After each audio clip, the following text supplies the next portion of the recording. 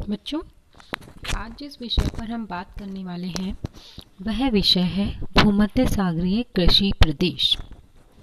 इससे पहले की वीडियो में हम बात कर चुके हैं कि भूमध्य सागरीय कृषि प्रदेश जो विटलसी ने दिया था उसमें से ही एक कृषि प्रदेश है और यह कृषि 30 डिग्री से 45 डिग्री उत्तरी एवं दक्षिणी अक्षांशों के मध्य स्थित महाद्वीपों के पश्चिमी किनारों पर की जाती है। हाँ, और इस कृषि की भौगोलिक विशेषता ये है कि यहाँ पर शीत ऋतु में वर्षा होती है, ग्रीष्म ऋतु शुष्क होती है।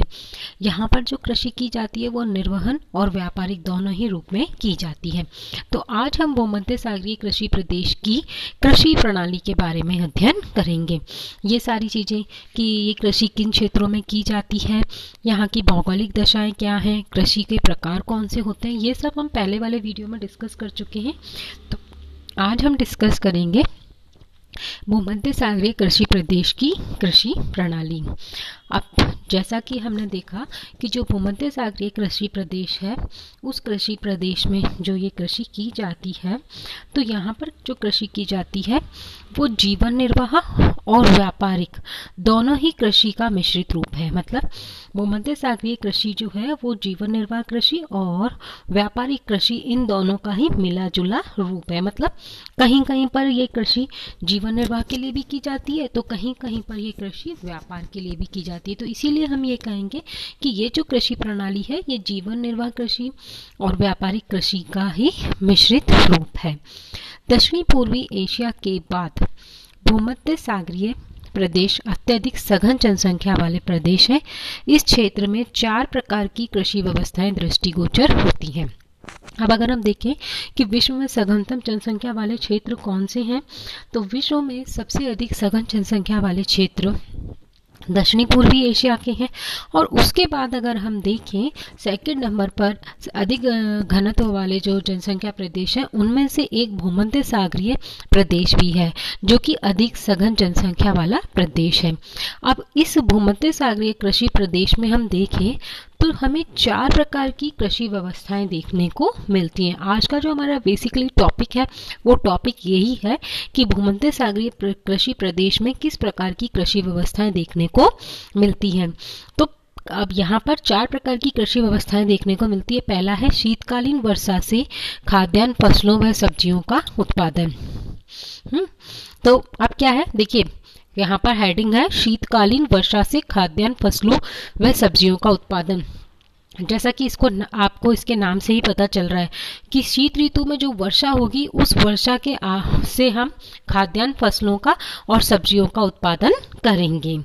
तो मैंने पहले ही बताया कि जो भूमध्य सागरीय कृषि प्रदेश है उन कृषि प्रदेशों में वर्षा शीतकाल में ही होती है, ग्रीष्म ऋतु शुष्क होती है। तो यह भूमध्य सागरीय कृषि प्रदेश की मुख्य विशेषता है। क्या विशेषता है कि शीतकाल में वर्षा होगी और ग्रीष्म ऋतु शुष्क होगी, और शीतकाल में जो वर्षा होगी उसी से खाद्यान्न फसलों का, फलों का और सब्जियों का उत्पादन किया जाएगा।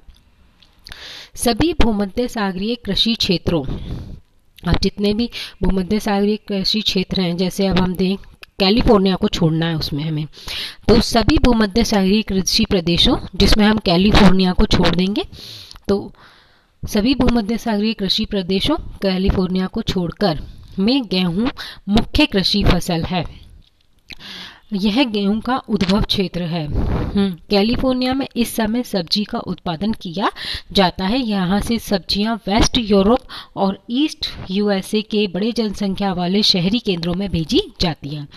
तो आया आपको समझ में कि भूमध्य सागरीय कृषि प्रदेश की हम बात कर रहे हैं कि यहाँ पर कृषि कि कौन कौन सी व्यवस्थाएं दृष्टिगोचर होती है। तो हमने देखा कि सबसे पहले प्रकार की कृषि क्या है कि शीत ऋतु में जो वर्षा होगी उसके आधार पर खाद्यान्न फसलों का और सब्जियों का उत्पादन किया जाता है। तो सारे के सारे भूमध्य सागरीय प्रदेश में केवल कैलिफोर्निया को छोड़कर शीत ऋतु से जो वर्षा होती है या शीतकालीन वर्षा में खाद्यान्नों का उत्पादन किया जाता है, यानी गेहूं का उत्पादन किया जाता है ना। और गेहूं जो है वो इसी क्षेत्र से, गेहूं का जो उद्भव हुआ है वो इसी क्षेत्र से हुआ है। परंतु कैलिफोर्निया में इस समय गेहूं नहीं होता है, बल्कि यहाँ पर इस समय सब्जियां उगाई जाती हैं। और क्यों उगाई जाती है?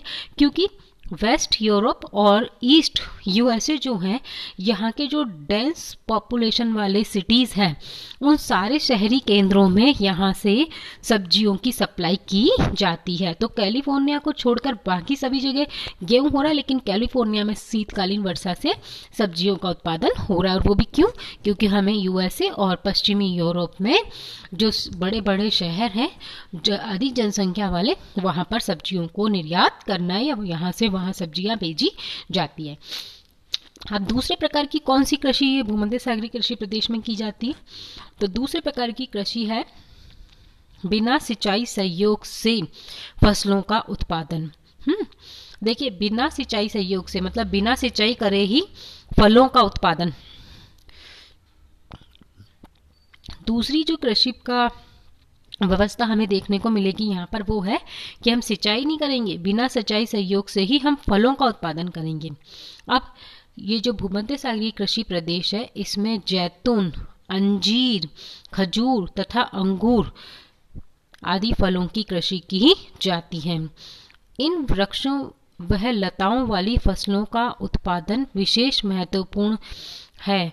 इसकी कृषि ऊबड़ खाबड़ भूभाग पर जहां 25 से 75 सेंटीमीटर वर्षा होती है, उसमें इनकी खेती की जाती है।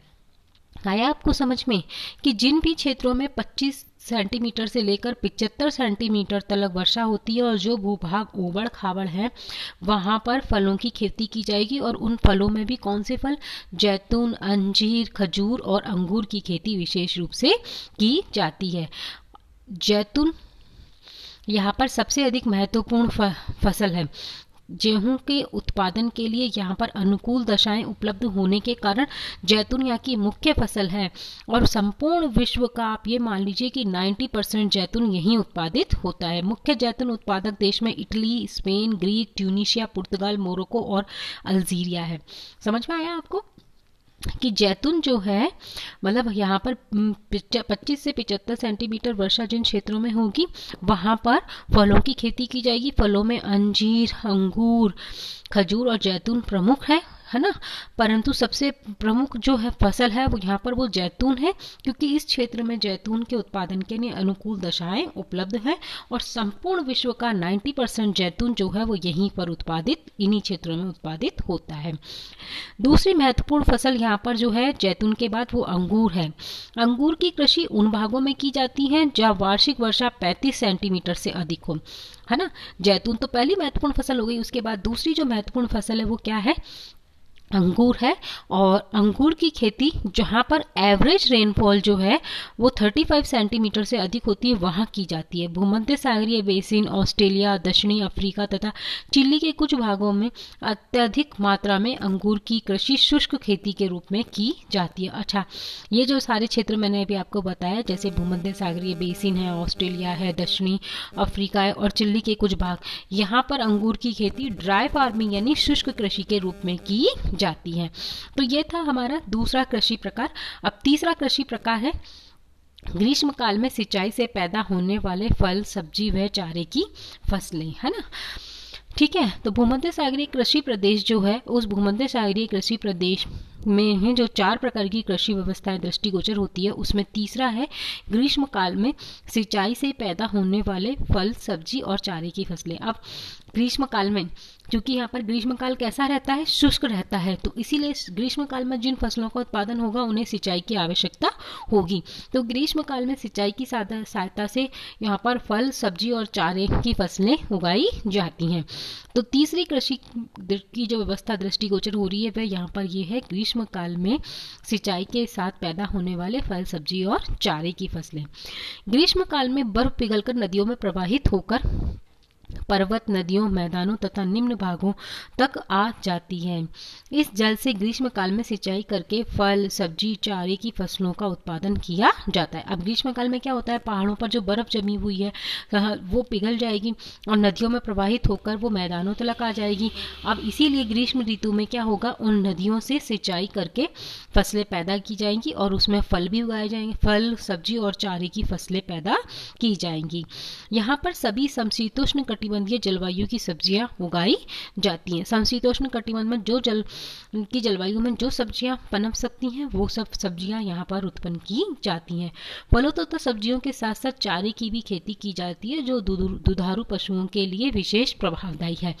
अब ना केवल यहाँ पर फल और सब्जियां ही उत्पादित की जा रही हैं बल्कि साथ साथ चारा भी उत्पन्न किया जाता है या चारा भी उगाया जाता है या चारे की खेती की जाती है जो दुधारू पशुओं के लिए काम आता है। चौथी कृषि व्यवस्था जो यहाँ पर दृष्टिगोचर होती है उसमें आता है पशुपालन वह चारागाही कृषि व्यवस्था। अब चौथी कृषि व्यवस्था में देखिए पशुपालन भी है और चारागाही कृषि व्यवस्था। अब ये क्या है? चारा उत्पादन पूर्णतः जलवायु से निर्धारित होता है। यहाँ चारागाह कुछ ही अवधि के लिए प्रयुक्त होते हैं क्योंकि निम्न भागों में तीव्र गर्मी तथा पर्वतीय भागों में शीतकालीन वर्षा के कारण इसके लिए अल्प अवधि ही मिल पाती है। हाँ, अब देखिए चारा उत्पन्न होगा या नहीं होगा ये किस पर निर्भर करता है? चारा उत्पादन पूर्णतः जलवायु द्वारा निर्धारित होता है। चारे का उत्पादन क्लाइमेट के ऊपर डिपेंड करता है। चारा उत्पादित करने के लिए थोड़ा ही समय मिल पाता है क्योंकि निम्न भागों में तो क्या होता है तीव्र गर्मी पड़ती है और पर्वतीय भागों में अगर हम निम्न भागों में अगर चारा लगाएंगे तो गर्मी में बहुत तीव्र गर्मी पड़ेगी क्योंकि वर्षा होगी ही नहीं। विंटर यहाँ पर ड्राई है, ग्रीष्म ऋतु शुष्क है। अच्छा, अगर हम पर्वतीय क्षेत्रों में चारा लगाएं तो पर्वतीय क्षेत्रों में शीतकालीन वर्षा होती है जो भी उपयुक्त नहीं है। तो इसका मतलब ये है कि निम्न भागों में हम ग्रीष्म ऋतु तीव्र पड़ने के कारण चारा नहीं उत्पन्न कर सकते और पर्वतीय भागों में शीतकाल में वर्षा होने के कारण चारा उत्पन्न नहीं कर सकते। तो इसका मतलब ये है कि चारा उत्पादित करने के लिए हमें अल्प अवधि ही मिल पाती है और ऊबड़ खाबड़ धरातल, मौसमी वनस्पतियों तथा जलवायु की जटिल परिस्थितियों के कारण यहाँ दो प्रकार की पशुपालन व्यवस्था प्रचलित है। अब यहाँ का धरातल भी ऊबड़ खाबड़ है। जलवायु की परिस्थितियां जटिल हो ही गई क्योंकि ग्रीष्म ऋतु में तो तीव्र गर्मी पड़ रही है, वर्षा हो ही नहीं रही है और शीतकाल में वर्षा हो रही है। तो जलवायु परिस्थितियां भी चारे के उत्पादन के लिए अनुकूल नहीं है। धरातल ऊबड़ खाबड़ है और दूसरी मौसमी वनस्पतियां भी उग जाती हैं। तो इसी कारण यहाँ पर दो प्रकार का पशुपालन देखने को मिलता है। पहला है भेड़ बकरी तथा छोटे पशुओं का पालन और दूसरा है बड़े पशुओं का पालन। अब सबसे पहले बात करते हैं भेड़ बकरी तथा छोटे पशुओं का पालन। इस व्यवस्था में छोटे पशुओं का महत्वपूर्ण स्थान है। छोटे भेड़ बकरी तथा छोटे पशुपालन में निश्चित रूप से जो पशु पाले जाएंगे वो कैसे होंगे? छोटे होंगे। मुख्य रूप से विश्व में इस समय भेड़ बकरी सूअर तथा अन्य छोटे पशुओं की अधिकतम संख्या का प्रतिशत भूमध्य सागर के समीपवर्ती देशों में मिलता है ना। तो यहाँ पर क्या है कि छोटे पशुओं में भेड़ बकरी सूअर पाले जाते हैं और ये सबसे अधिक प्रतिशत भी भूमध्य सागर के आसपास ही मिलता है छोटे पशुओं को पालने का संपूर्ण वर्ल्ड में। यहाँ पर मुर्गी पालन भी किया जाता है। साथ ही साथ मधुमक्खी पालन का कार्य भी अधिक प्रचलित है और इसका सीधा संबंध फलों के उपयोग से है। तो आपने देखा कि भेड़ बकरी और छोटे पशुओं का पालन यहाँ पर किया जाता है। सूअर आदि भी पाले जाते हैं, मुर्गी भी पाली जाती है, मधुमक्खी पालन का कार्य भी यहाँ पर किया जाता है। तो इसे हमने कौन से पशुपालन वाली व्यवस्था में रखा? भेड़ बकरी और छोटे पशुओं का पालन वाले कैटेगरी में रखा है। दूसरा जो पशुपालन व्यवस्था है उसमें है बड़े पशुओं का पालन। इस व्यवस्था में मिश्रित कृषि विशिष्ट रूप से मिलती है। उपयुक्त भौगोलिक दशाएं पशुपालन उद्योग में सहायक है। ग्रीष्म काल में सिंचित चारे जैसे अल्फाफा, बर्च, ब्लू पाइन आदि की सहायता से पशुओं को पाला जाता है। नगर के समीपस्थ भागों में दुग्ध पशुपालन महत्वपूर्ण व्यापारिक कार्य है। यहाँ कुछ भागों में मक्खन पनीर की प्रमुखता है जबकि ताजे दूध की आपूर्ति स्थानीय भागों के लिए की जाती है। अब ऐसा नहीं है कि यहाँ पर केवल छोटे ही पशु पाले जाते हैं, दूसरे प्रकार का पशुपालन भी यहाँ पर किया जाता है जिसमें बड़े पशुओं का पालन आता है। और जहाँ कहीं भी मिश्रित कृषि व्यवस्था देखने को मिलती है वहाँ बड़े पशु पाले जाते हैं। अब क्या होता है, ग्रीष्म काल में सिंचाई के माध्यम से यहाँ पर चारा, अल्फाफा और ब्लू पाइन जैसी वनस्पति उग जाती है जिसे पशुओं को खिलाया जाता है। अब पशुओं से जो दूध प्राप्त होता है उसको समीपस्थ नगर जो हैं वहाँ सप्लाई कर दिया जाता है। इसके अतिरिक्त दूध से मक्खन और पनीर भी बनाया जाता है जिसे व्यापारिक उपयोग में लाया जाता है, उसका व्यापार किया जाता है। और ताजे दूध को क्या करते हैं, नगरों में, समीपवर्ती नगरों में स्थानीय आपूर्ति कर दी जाती है।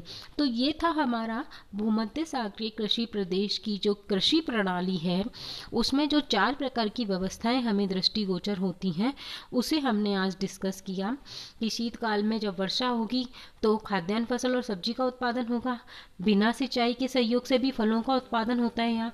ग्रीष्म काल में सिंचाई की सहायता से हम फल और सब्जियां, चारा उत्पन्न करते हैं। और चौथा है यहाँ पर पशुपालन और चारागाही कृषि भी हमें देखने को मिलती है। तो ये था हमारा संपूर्ण भूमध्य सागरीय कृषि प्रदेश।